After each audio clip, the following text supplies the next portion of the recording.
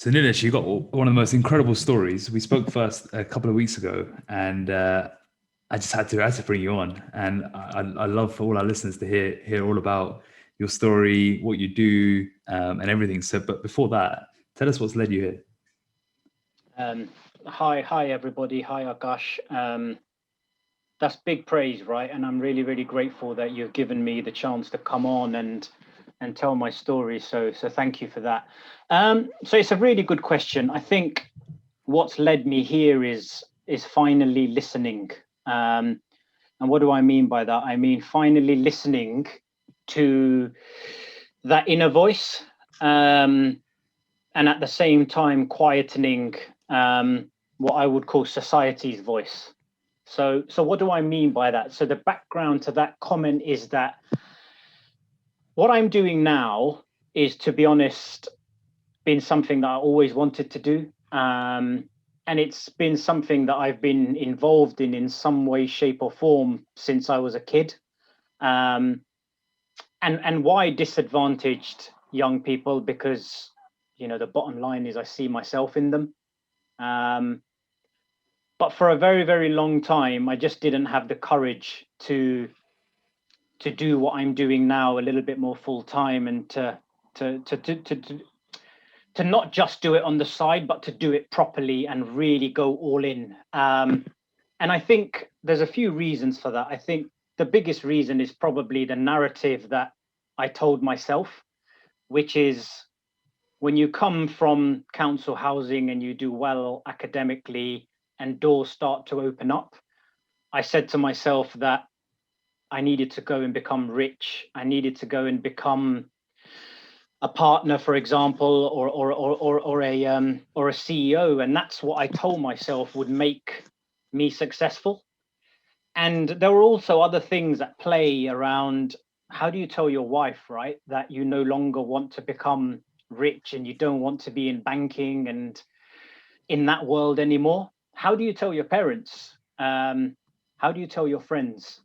And I suppose for me, the other thing, Akash, that is a big part of this was I decided to make big changes to my life at the age of sort of 35, 36. So I wasn't fresh out of uni. I had dependents. I had a mortgage.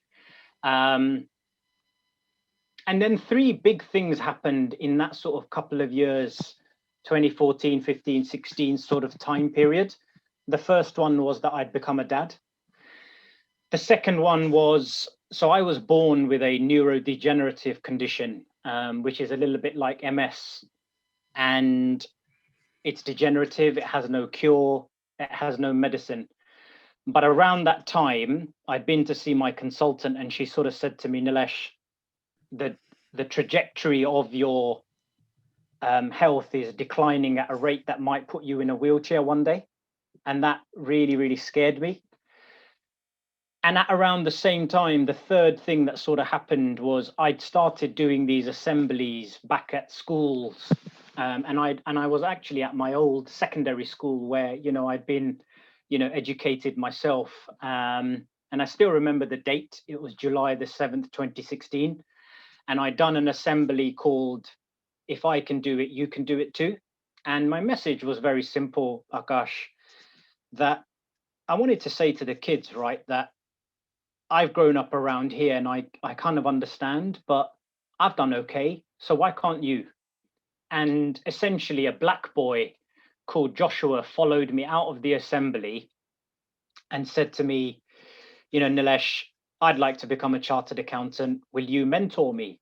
And I said, yeah, of course, dude, go and enjoy the summer holiday and then come back in September and we'll meet in Canary Wharf. So to me, that was a fairly standard offer and something that I really, really wanted to do. But this boy said, am I allowed to come to Canary Wharf? And I kind of looked at him and said, well, why wouldn't you be allowed to come to Canary Wharf? And he said, well, I thought all black people in Canary Wharf were either security guards or cleaners. Wow. And yeah, absolutely, Akash. And the story about being a dad is relevant because, I looked at Josh and I thought, what if my kid said something like that to me, right? And the story about my health was already playing on my mind. And this felt like that moment that I could never go back from. And it felt like the moment where I kind of thought, right, enough. You've tried to do things in the way that you're supposed to, and everybody else has kind of predefined for you. But this is it, right? You've got to go and give this a go. And so I took a 40% pay cut, essentially sort of said goodbye to my career in consulting and banking, and decided that this was something that I really, really wanted to make a go of. So yeah, that's what's led me here. And, you know, this is a journey that just keeps on giving. So here I am. And what exactly is icanyoucantoo? What is the purpose of icanyoucantoo? What is the mission? How does it work? Tell us more about what you've actually decided to go into.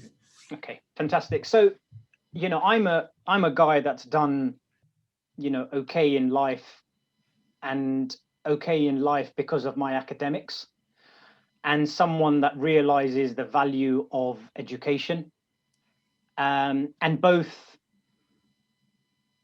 book education, so book smarts have their place, but I think street smarts also have their space. And then finally, it's about recognizing. So I said a moment ago, right, that working with disadvantaged kids is something that I see myself in. So actually, I Can, You Can Too is really based on my lived experiences.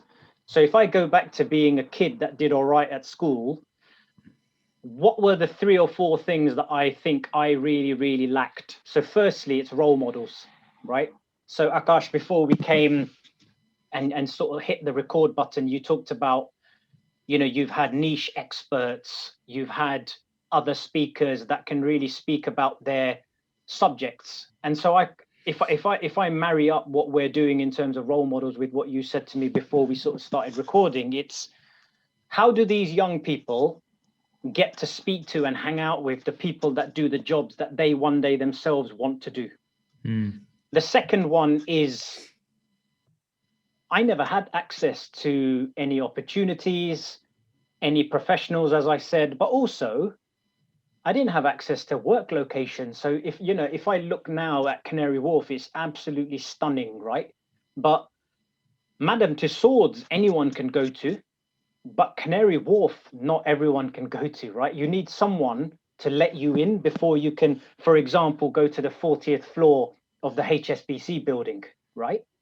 And so I Can, You Can Too is all about a simple notion that every youngster should be given the opportunity and the tools, and I'll come back to why and the tools, to go and make whatever he or she wants to of their life. And I think role models, access to opportunities, and even those buildings, as I said, and then teaching them the skills that we know that they're not being taught at school, not being taught at home, because in many cases their parents are working in a restaurant, working blue collar jobs or whatever, you know. And so how do they learn those skills? And I'm talking about writing a CV, doing a presentation, preparing for an interview, knowing what to wear at an interview. I mean, I learned the hard way.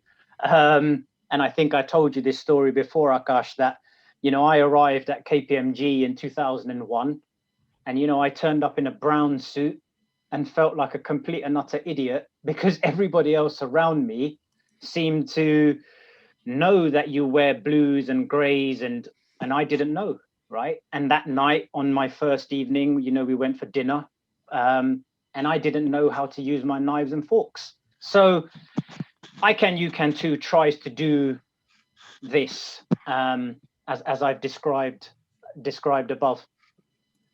Yeah, it's just touching on your own personal experiences here. Talk us through what your experience growing up was. What was the environment like? What were your parents like? How was it like growing up that you felt that you had to overcome a lot of these sort of barriers that some people can take for granted when they're growing up? What were some of these challenges that you saw? You mentioned them more in broader concepts, but speak more personally. Yeah, sure. Your experiences. There's a really, really interesting quote I do quite a lot of work now in sort of the D&I space, and there's a quote that comes up quite a lot, which is privilege is invisible to those that have it. And actually, I've used a quote because the opposite is also true, right? Non-privilege is invisible to those that have it. It's only when you get put in a world like the corporate world that you really realize that you lack something. And what was it like growing up? So I'll say to you why I mentioned that in a second, but what was it like growing up? So, my dad's from Africa, mum's from India, and dad worked at Ford Motor Company. Mum didn't work. She, looked after my sister and I. We grew up in council housing. And listen, it's not a sob story. This is just very black and white who I am, right? We never had beds when I was growing up. We didn't have central heating, no carpets. But I was happy, right? That was just home. And the one thing that mum and dad instilled, which to be honest, I see now, even 25 years later, is this narrative around, as long as you study hard, you will do well. But that wasn't necessarily true, because I studied hard and did all right academically, but it still didn't stop me, as I say, from that first day, turning up in a brown suit, not knowing how to have these sort of water cooler conversations, as they say, not knowing how to use knives and forks, not really understanding, when you go out, I know Thursdays is now the new Fridays, but, back then on a Friday when people went out for beers, I didn't really know how to not talk about football and stuff, which isn't the done conversation. So yeah, that was it. And as I say, I never realized what I was lacking or what I didn't have growing up until I entered this world, which, to be blunt, I wasn't prepared for. And how much of a problem is it, do you see, not having the understanding of what the environments are like in potentially more opportunistic careers, or careers where there's more money, progression, etc.? I think it's a really good question, Akash. Look, what I'm seeing is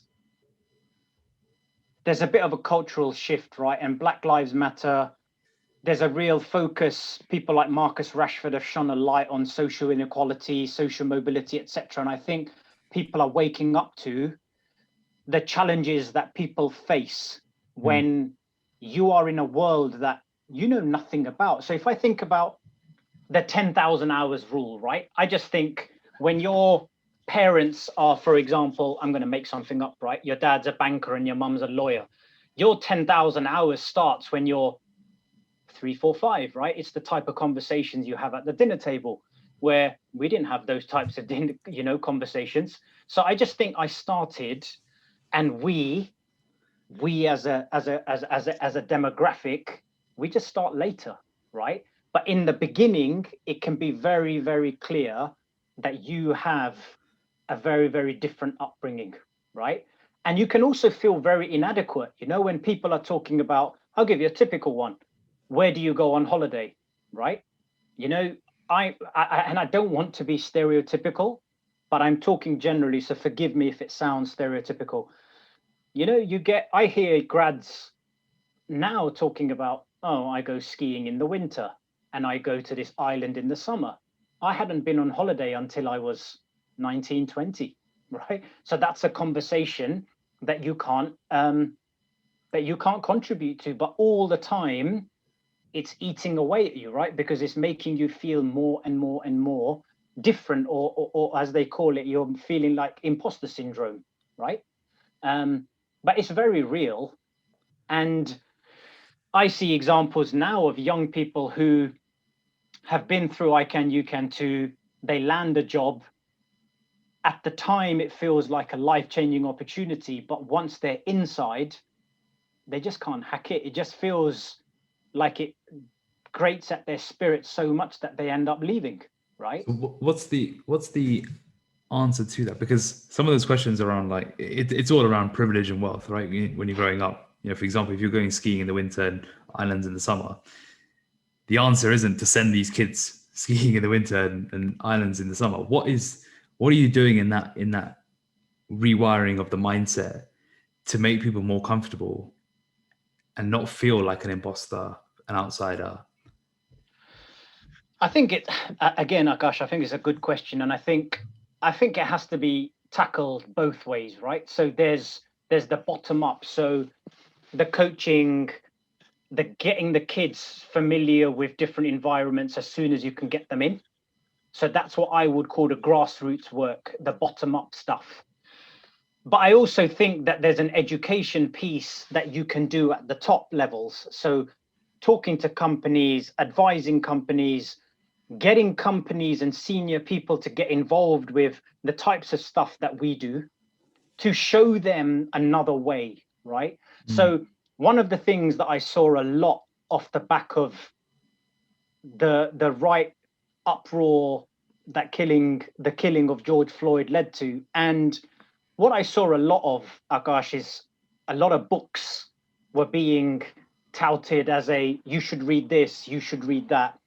And don't get me wrong, I think books are a great start, but I think getting both spectrums of society working together, being together, and learning one another's lived experiences, for me, there's no substitute, and we need to do more and more and more of that.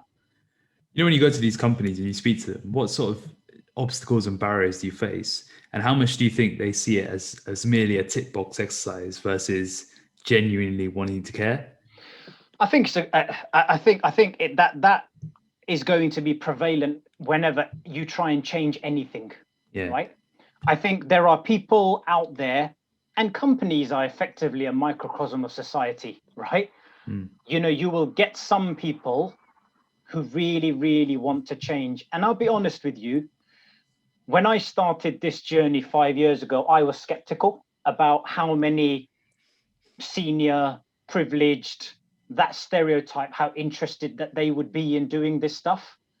But I have to hold my hands up and say that I was wrong, because I'm really proud that there are loads and loads of people out there who work with me, who work with the team, with the kids, with I Can, You Can Too, who genuinely want to change. And I think what we have to do, right, is people like me who understand what it's like to grow up without privilege. I think we have to be willing to share our experiences, which is why I'm so grateful that you've given me the chance to do that, Akash, so that we can educate and take those with privilege on the journey to understanding what it's like to be us, and vice versa, right? We all have blind spots, and society seems to be shifting towards, the privileged understanding social inequality, the white man particularly understanding the journey of a colored person. But then it becomes incumbent on the colored person, for example, in my latter comment, to take that person on a journey and share lived experiences, and then have a little bit of faith in the human spirit that says, actually, I will want to understand you, and I do want to understand you, and I do want to do right by you. And I can only comment based on my experiences that say, the most recent example is during Easter, we did a hot meals program across 2 weeks where we served 80 odd families, 250 individuals on a daily basis, and we delivered about 5,000 hot meals across that period, right? But that program involved white people, black people, pink people, blue people. It involved CEOs, it involved taxi drivers, it involved teachers, and it involved students. And we all came together. We served our community. The students loved working with the senior people, and the senior people, and the fact that they rolled up their sleeves helped change the narrative amongst the students. But equally, amongst the senior people, the privileged people who came here and actually saw what it's like to grow up in council housing, for example, one of the comments that will always stay with me is a managing director of a private bank who came to help us more than once said to me, Nilesh, I feel like a better human being. And I feel, for me, diversity is now no longer a tick box, it's a no-brainer. And he said, recruiting, becoming an ally, standing up for a person of color in the future is not a thing anymore. It will just be a very, very natural thing that I do. So I think we have to work together. Do you see examples of? I mean, I guess you're one of them, but of someone who's entered that workforce, entered the corporate world, had no idea what they should be doing, behaving, etc. Yet make that transition and end up in the senior positions. How common is that, and how much are they sort of bottlenecked? It's becoming more common. And why do you think that is? Because some of this stuff is learned behavior, right? I think you can learn it. And I think you need a little bit of luck along the way. You need people to sponsor you. You got to, you need people that will help you on that journey, because there is stuff that you have to learn, right? I was speaking to a CEO earlier this week, actually, and he was talking to me we were talking about diversity. And I said to him, you've taken on a young person. This young person will bring skills. The CEO said this young lad has brought skills that he's never seen before, right? He said the way in which that he's able to speak to senior people, junior people, the receptionist, his fellow grads, etc., is pretty unique and something he hadn't seen before. And I said to him, yeah, of course, right? Because they bring a genuinely different set of skills to the table. But when you take him out for dinner, you will need to help him because he probably won't know what to do, right? If you take him for let's pretend a team building activity offsite where you spend the whole day, he might do things that are, as you've said, in a positive way, but perhaps in not a negative way, but he might do things that you've never seen before. But that's where he will require you to go, listen, man, we recruited you. You bring a set of skills that are commercial, valuable, beneficial to us as a business. That's the upside. But there'll be some stuff that he brings that he doesn't know where he will require coaching, right? Yeah. And you need people to make that investment in you. So you've mentioned a few times that you get these senior people to come into the parts of London that they've never been exposed to. London's a very interesting city, and I'm sure many metropolitan ones are like this, in that you can be on a really expensive road where every house is worth 2 million, and then right next to it, the road next to it, you've got a council estate, but yet the people that are living on one road never know what's going on in the other, and probably vice versa. What are some of the sides of London that people don't see? Because on the outset, London's a very expensive city, well off, etc. But we all know that there's an inner part of London that is struggling. So what is the side of London that people don't see? I've got to be honest, Akash, whenever I prepare for this type of question, it always gets me, no matter how many times I say to myself, I'm going to keep it together, I can't help but feel the emotion. So you'll have to forgive me if I do get emotional about it. I think it's the poverty, right? And what you said is so true, right? If you think about Grenfell Tower, right? What's opposite Grenfell Tower, right? So let me answer your question. What is it that nobody sees about London, or what's the side of London that no one sees? I think it's the poverty. I think it's the difficulties and the disadvantage, which starts from the moment you're born and through nobody's fault, but that disadvantage just compounds and compounds and compounds, right? To the point where only a minority managed to make it out, Akash. And when you've got so many factors outside of your hands stacked against you, one after the other, I think it's hard, man. And so let me actually share some examples with you, and let me be honest and be clear. I'm not talking about a remote village in India, right? Which sometimes people say to me, I can't believe you're talking about London. I am talking about London, and I'm talking about a 3-mile radius of here. And some of these examples that I'm going to share are of a 3-mile radius of here. And where's here? So where's here? So, and I'm about to tell you. So half a mile in one direction is Emerson Park, which is 2, 3, 4, 5 million pound houses. A mile that way is Upminster, which again is 1, 2 million pound houses. A mile and a half that way is Gidea Park, which is again those sorts of houses. Okay, so let me share some examples and why I've never been able to turn my back and never will be able to turn my back on what I currently do. My first experience was with a black boy, 14-year-old, splitting a mint in half. And I said to him, I said, dude, what are you doing? Why are you splitting a mint in half? And he said, I'm saving a mint for the weekend because I don't get sweets at the weekend. I've seen fighting, arguing on a Friday where kids are going, I want more lunch, I want more lunch, because they know what the weekend is going to hold for them. I've seen kids through the lockdown that don't have Wi-Fi. So they dropped off our program in the beginning, and you ring them and you say, hey, dude, how come I didn't see you? No Wi-Fi, right? We had a real emotional moment as a team, because the hot meals program that I told you about at Easter, we did it at Christmas, and a mum sent us a message on Instagram to say, I've got 3 children.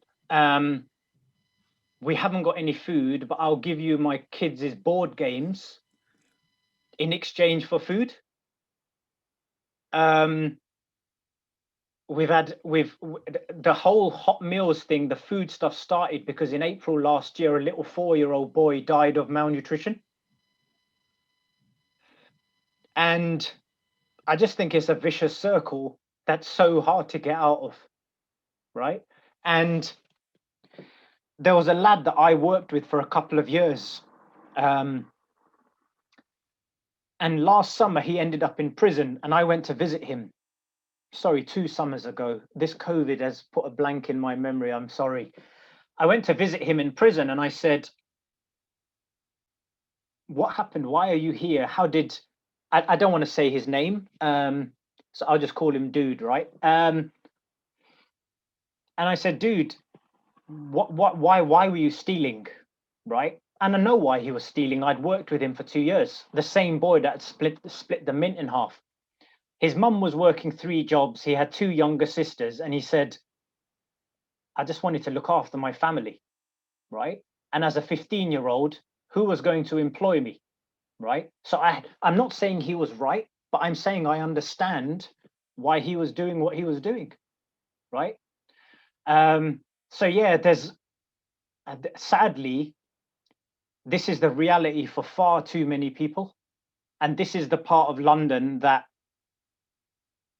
we don't see, but I do, and we do, and many of us do.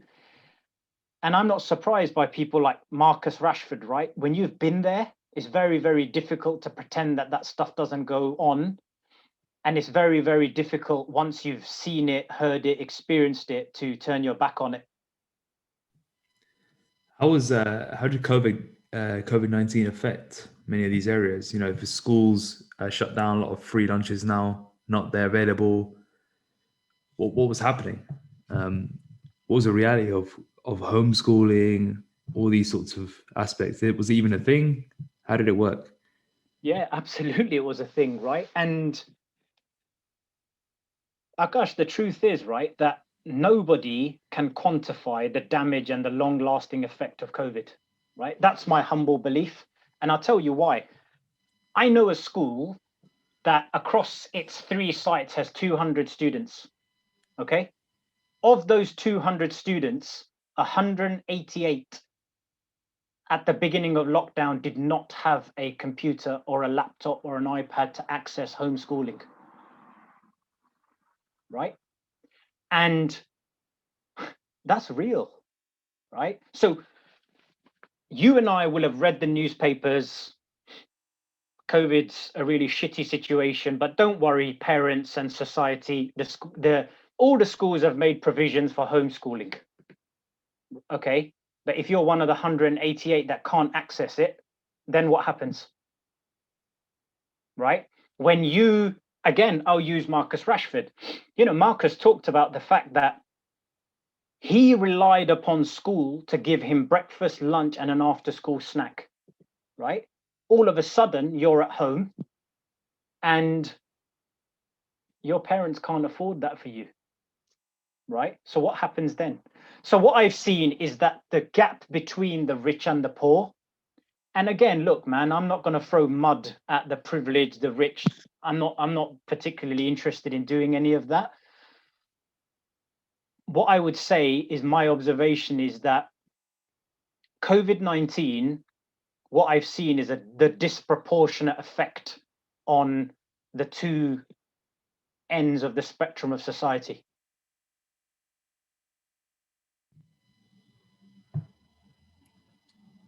What do you think could be, it's a big question, what do you think could be done?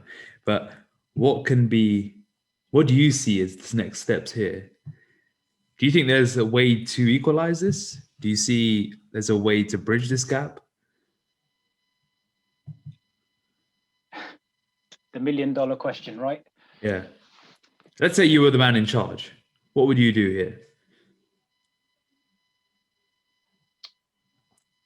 Not a great answer, but honestly, I don't know what the answer is.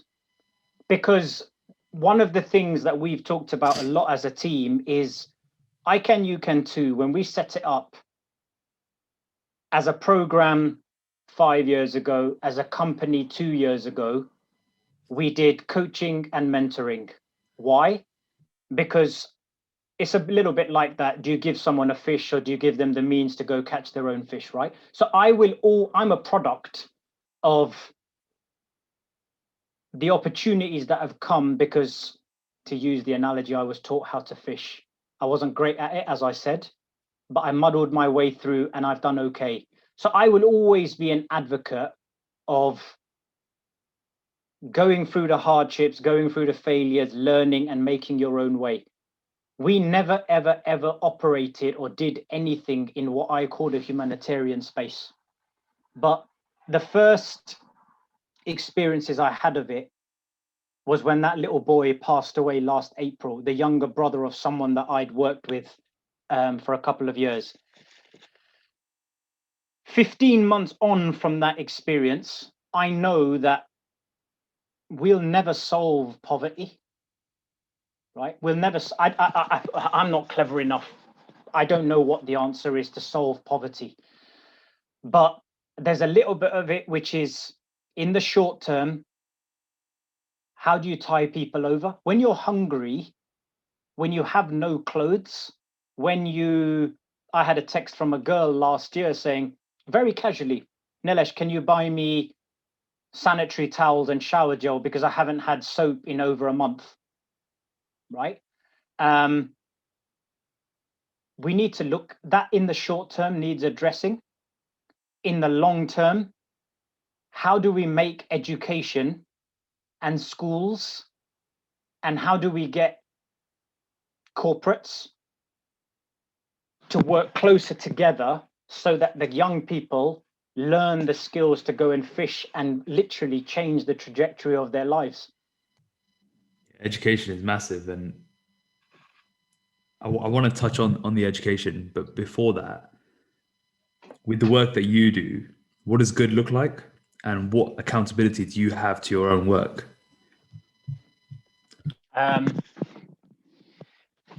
The commercial answer to what's my accountability is, since I gave up part of my salary, I've put in through lost income more than 6 figures. So do I care about what I'm doing? I've never cared for anything more in my life, right? But how do I hold myself accountable? And I'm going to refer to, let me get my pointing right, that little girl there. So that's Mahi. Trying to treat each of these kids like they're my own, right? And to some, that might sound cheesy, and that's okay. It can sound cheesy, right? But can I look those children in the eye? Can I look their parents in the eye, right? Because as a dad, your child is the most valuable thing in the world, and you do anything for your child, right? And my answer is, could I look those parents in the eye and say, I promise you, man, I've done everything. We have done everything that we can for the most precious thing in your life. And that is the highest standard that I can hold myself to, and I'll continue to hold myself to those standards. Yeah. It's a difficult one to quantify. So I know exactly what you mean with that. And on the aspect of, you set up the program 5 years ago, you set up a company 2 years ago. In what you're doing, there's so many potential obstacles, many around funding, around the government red tape, etc. What have been some of the biggest challenges you've had in building I Can You Can Too so far? I understand the question, Akash. The biggest challenge was probably proving to myself whether we could do this, right? Could you take a bunch of young people, and could you work with them in such a way that at the end of the program, they ended up doing things that changed the trajectory of their life, right? And so earlier, I talked about what I Can You Can Too is, and its three main pillars around role models, access, and practical skills.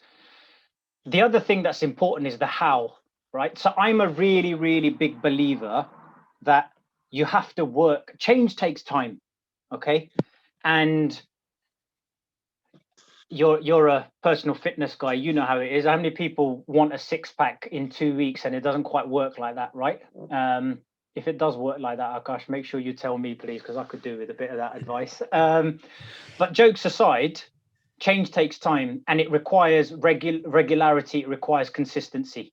So what we did is we've created a syllabus that works every fortnight with the young person, okay?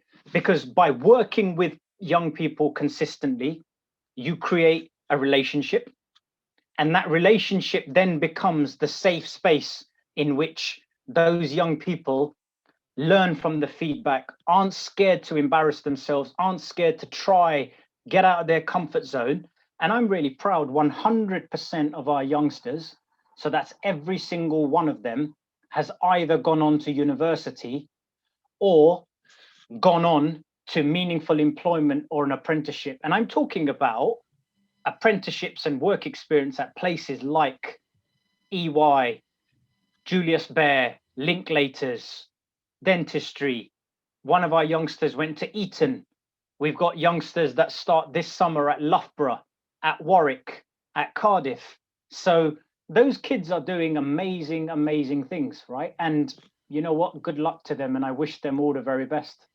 It's amazing. That's really amazing. That's the transformation, right? Well, at least the start of the journey. And Yeah. you said change takes time. What changes would you like to see in education and schooling? So I know you and I, when we first met, we talked about your three: personal finance, nutrition, and sort of creativity stroke entrepreneurial skills. So on top of those three, which I think are super cool, it's not going to be surprising to you. The first one I'd say is that I think schools need to do more in the sort of careers and professional skill space. CV writing, personal brand, interviews, presentations. Now, let me give you an example of why those skills. We had a young guy early on in our program called Matthew, and he managed to get himself to the final interview with Royal Bank of Canada for a 2-year apprenticeship. In that final interview, he was asked to write about he was asked to write a presentation, and he chose to write it on an apprenticeship versus going to university. He rang me when he'd finished and said, Nilesh, I didn't pass the interview.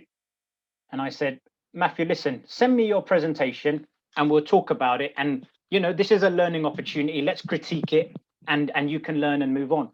When I received this presentation, what Matthew had done is basically written an essay in Word on the merits of an apprenticeship over going to university.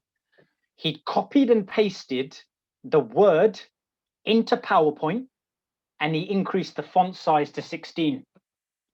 And I said to him, because by then you've got a great rapport with the kids, right? Which is that whole point about relationships. And I said, dude, what is this? Why have you done it like this? And he said, what's wrong, Nilesh? I did it in PowerPoint and it's size font 16. What's wrong with it? So you've got a 17-year-old here who's applying for an apprenticeship that doesn't know how to write a presentation, right?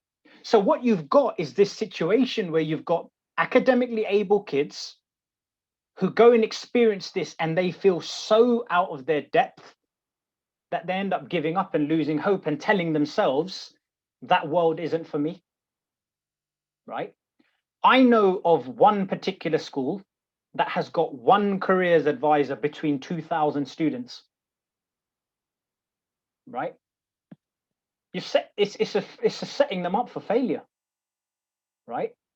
The second thing that I think education and the curriculum needs to have some focus on how do those children work more in their community. Now, I appreciate all the rules around safeguarding, etc., but I've seen firsthand the development in young people when, for example, at Easter, we had 13 or 14 of our youngsters involved throughout those 2 weeks, and they learned perspective, right? They learned gratitude. They learned fantastic transferable skills. In fact, one of them got a job off the back of it. Somebody picked it out on their CV and they were able to talk about how they ran point on a 60-person operation involving sort of thousands of meals. So working in the community is an absolute no-brainer for me, and I'd love to see schools doing more of that. And finally, it's a little bit left field, but I think something around well-being, right? So how do we get kids to appreciate the value of quiet time, time to pause and reflect, time to introspect? And I just think, especially in the demographics that I work in, where kids do have a really difficult time at times, I just think the value of those tools and techniques could do wonders for their mental health. And if I'm honest, as a guy who suffered from mental health myself, or mental health issues myself, I wish I'd known a little bit more about the value of it. So yeah, something around professional skills, something around the community, and something around that quiet time, meditation, that something in that world, something from that world, you know? I think that's huge, that the last one, especially because you don't get taught that. You don't get taught how to deal with life and how to deal with what's going on in your head. And dealing with the mind is probably the hardest person you're going to have to speak to for your entire life. And knowing how to quieten the mind and make sure that you're the master of the mind and not the servant. Akash, it's such a critical skill. Sorry to interrupt, Akash. There's an amazing book by Arianna Huffington called Thrive, in which she basically talks about, at the end, in this book, she's talking about how everyone is looking for something more, something that's inside them, and how do you cultivate that? And at the end of the book, she ends by talking about you only go. So she says onwards, upwards, and inwards, right? So let me repeat that: onwards and upwards and inwards, where she's encouraging everybody to go inwards.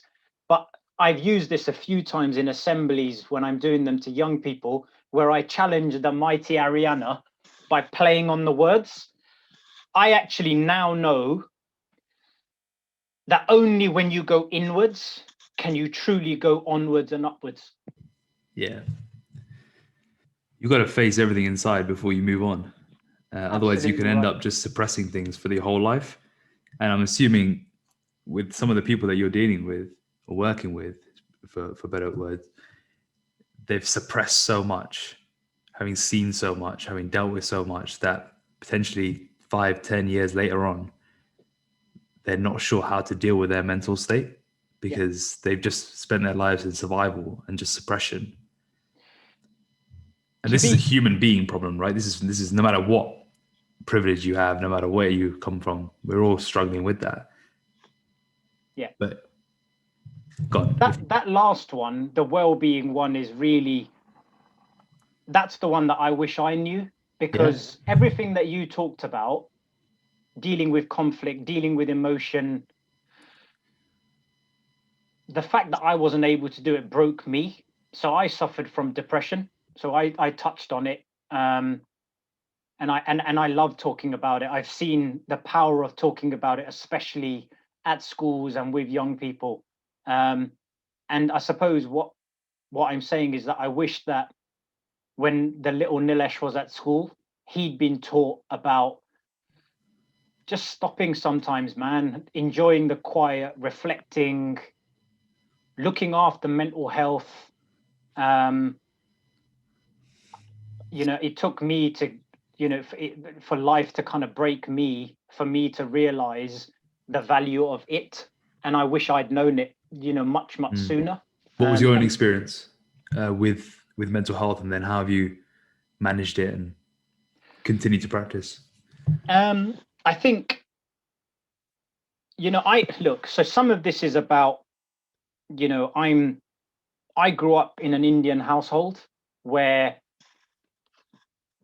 mental health was not really talked about. It wasn't a thing, right? It was what you're talking about, get a good night's sleep, roll your sleeves up and get on with it kind of thing. Stigma, right? Stigma. Yeah, I think so. Some of it was me, where I wanted to be fast paced and I wanted so much out of life. And, my mum used to get really angry with me and annoyed with me, but I was kind of from the school of thinking that said, I'll sleep when I'm dead, kind of ha, right? So meditating, introspection, journaling, going for a walk, turning off the devices, switching off, etc., was, the narrative that I had was something that weak people did. But it took, as I say, to become a dad, to grapple with all those emotions about what am I really doing with my life, right? How do I ignore when a black boy says, I thought only cleaners and security guards are black in Canary Wharf, my health and where it might end up. It took all those experiences and the fact that I just couldn't deal with them in my head. And the analogy that I've often used is, I see all those experiences in life. I was building this Lego building, as you can maybe see in the corners. I love Lego, right? So the visual that I've often used is, I built this Lego building of who I am, what my identity is, what success looks like, what I want out of life, etc., etc. But it took all these experiences for that Lego building to break, and for me to sit back and piece it, and leave that brick behind and leave that component behind, because that's not me really, or I don't like that about me, and I don't want that to be a part of me as I move forward. And build a new building, basically. Sorry, please. No, I was going to ask you, when you broke down the Lego, what was underneath it?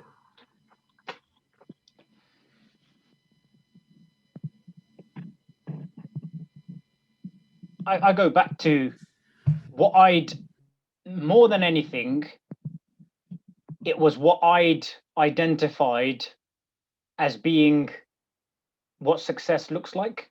So, coming from council, and look, I get it, right? When you come from poverty, breaking out of poverty, wealth, money, wealth, is the thing that's the marker that you've made it, right? And that's what I said to myself. And ultimately, what was underneath was a guy that had built up a vision and a version of himself by suppressing what he really, really longed. And that sounds so cheesy, right? But suppressing what I really wanted and what my purpose, of being on planet Earth is. I've got 80 years, 90 years, whatever, if I'm lucky, like the rest of us. And the accumulation of wealth, which is what I kept telling myself, that just cannot be and isn't the definition of life for me.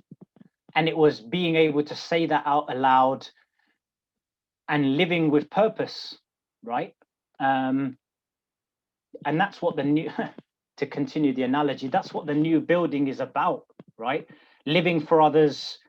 We talked about transformation, but the biggest transformation, Akash, is in me, right? I've got a life that I want to live, right? I've got a life where I get to do what I get to live my dream every single day, man. And my bank balance is poorer for it, but boy, I couldn't explain to you in words. I mean, that's why if my wife was here, she'd say to you, this guy cries every day. And I do, right? Because that's what living with meaning and purpose and love and all that stuff means, right? And I'm the biggest, as I say, the transformation, the biggest one is in me. I get to live life in a way that reconciles with who I am.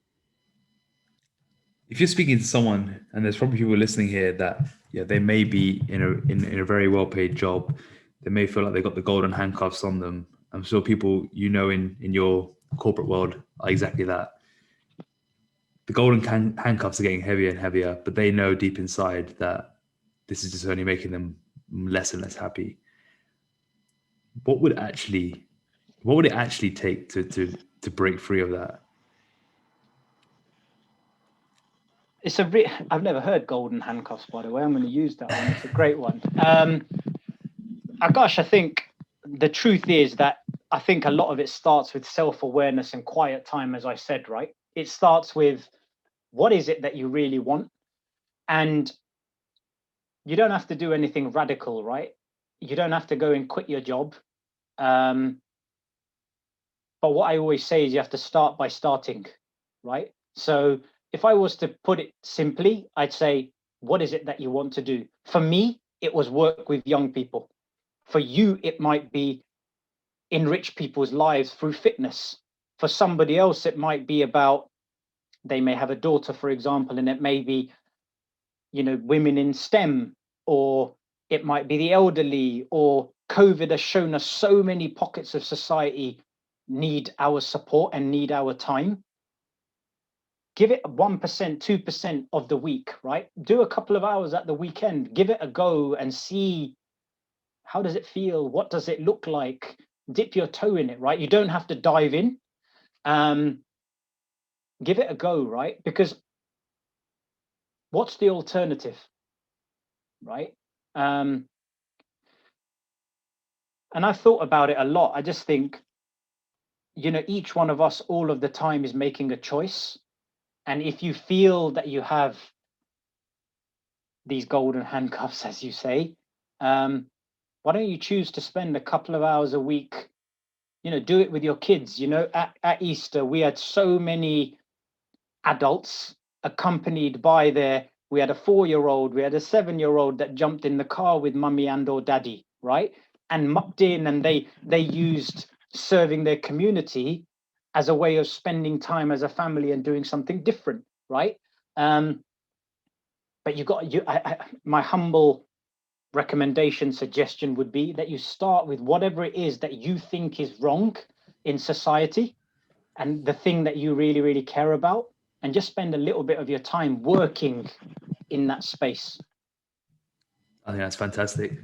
I think it's a common misperception that it's either all or nothing, whereas there's so much power in actually just doing a little bit and then building up if you find what it is that you really want to do, and you're in that journey yourself, and proof is in the pudding. I had no idea, right? And I'd love to meet. I mean, look, Akash, you're entrepreneur. You and I had a lovely, deep conversation when we met a little while ago, right? Did you think RNT, all of its components as they are today, would be what they would be? Did you plan for every bit of it? I'd have to say, honestly, my experience, nah. No. Right? All I had is a journey and a direction in my head. I wanted to work with young people. Okay, what do you want to do with them? Right. I want them to reduce their limiting beliefs. I want them to dream. I want them to have the skills to go and make whatever it is of their life. That's really what all I had, right? I had no volunteers. I had no syllabus. We had no funding. We had no sponsorship. We had no partners, nothing, right? Sometimes I laugh and I think it's just some village idiot that had a dream and he just went out to chase it, right? And look, today I get to do cool podcasts with people like you, right? So it ain't going too badly, is it? Well, Nilesh, we met. Well, the first time you came on my radar was actually, I wrote a blog around what I'd like to see taught at school, and you mentioned it already. And someone replied to me on email saying, you should check out Nilesh Dosa's work at icanyoucantoo. And I thought this is really, really cool. And then we had a mutual friend who featured you on his website, Asian Wealth Magazine, and it came up then.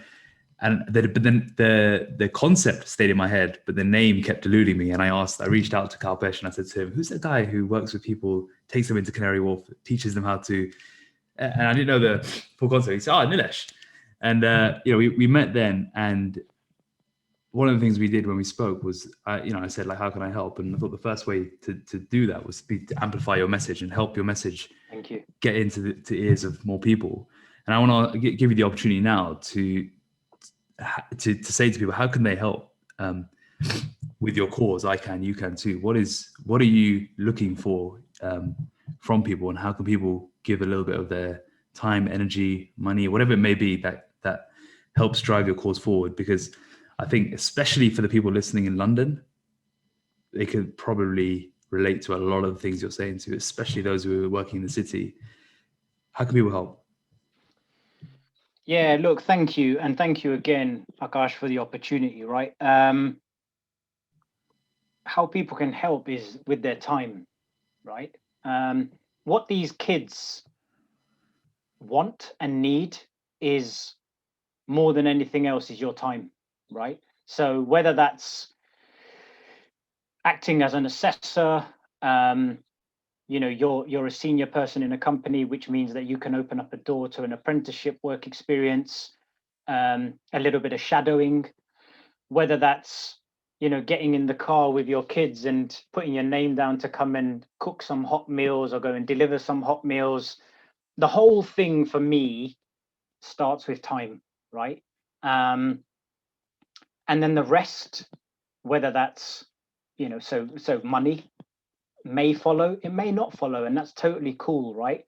But come and see and come and feel what we see and feel, and we can have a conversation about what else after that, right? So but as I said, it starts with starting.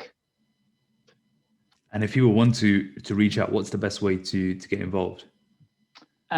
So you can contact me off the icanyoucantoo website, where there's a contact form.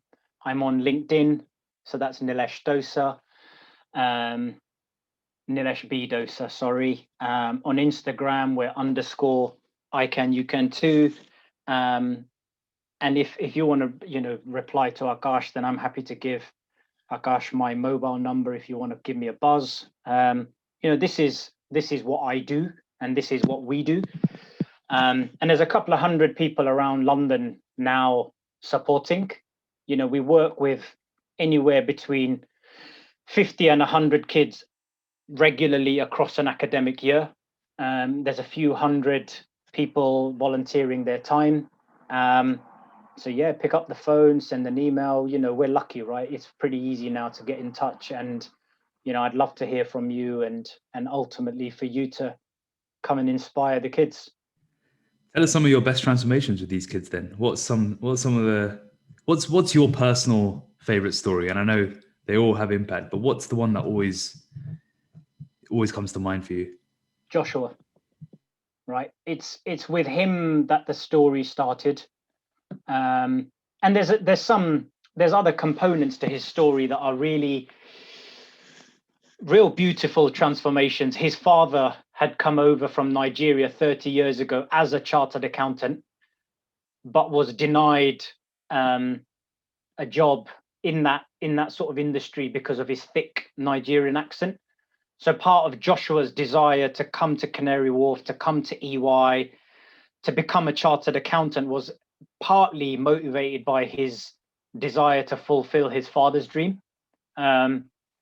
And a year later, so not only did Joshua come to Canary Wharf, but a year later, he landed a 5-year apprenticeship to become a chartered accountant. And in September, he will start his 5th year and become, and fulfill his dream. And that year when he got his job, it's quite funny actually, because obviously a lot of what we do now is at home, right? So in the landing, I took the phone call from Joshua in 2017, and literally I saw his name on my phone, and it felt like, results day, right? With one of your kids. And as you probably can tell, this is a guy that does tears quite regularly. And I cried my eyes out. It was like genuinely like my own kid, right? Especially given what his beliefs had been a year ago, that he wouldn't be allowed to even come to Canary Wharf, right? For that boy to land a job, I met his mum. I had this 60-year-old Nigerian lady. I met her in Stratford in 2017 at Starbucks in Stratford. She held my hands and she prayed with me. And for that boy to, he's a man now, but to do what he's done is incredible. We've had young people who have dealt with depression, have dealt with, the gang culture in London. I've been to prison. And of course, those are quite extremes. But of course, the other students who do well at school, but didn't quite know what they'd end up doing, for them to do what they're doing has been, it's just lovely to have been able to contribute a little bit to their lives, right? Yeah. So, Awesome. To finish up on Nilesh, if you had a billboard that was placed in an area that was lacking money, resources, access, what would it say? Why didn't you prep me on this question, Akash? This is a big one. One. This is the surprise one. It'd say something along the lines of "I can, you can too," right? Because I fundamentally, with all my heart and with all my conviction, believe that to be true, right? Never to give up hope, to be humble enough, to be willing enough to ask for help, to learn, to listen. And I look, the organization that I'm proud to be a part of is called I Can, You Can Too, because I fundamentally believe that to be true, that if this ordinary guy from humble beginnings who's suffered from depression, who has failed so many times, who's lived with many, many disappointments, who suffers from a neurological degenerative condition, and all of that stuff can do okay in life, then why can't you, right? Why can't you? And I'll always believe that to be true. I think that's the perfect way to end this podcast. Thanks so much for sharing your story, and for everyone listening, we'll put all the links in the show notes so you can reach out to Nilesh directly. but yeah, thank you so much for sharing your story, and it's been incredible. I wish you all the best in growing I Can You Can Too, and allowing yourself to believe that it can impact more and more children each year. Yeah, thank you so much for having me once again, and letting me use your platform to share my story. And to all the listeners, have a fantastic summer, and stay safe and take care. And thanks once again, Akash.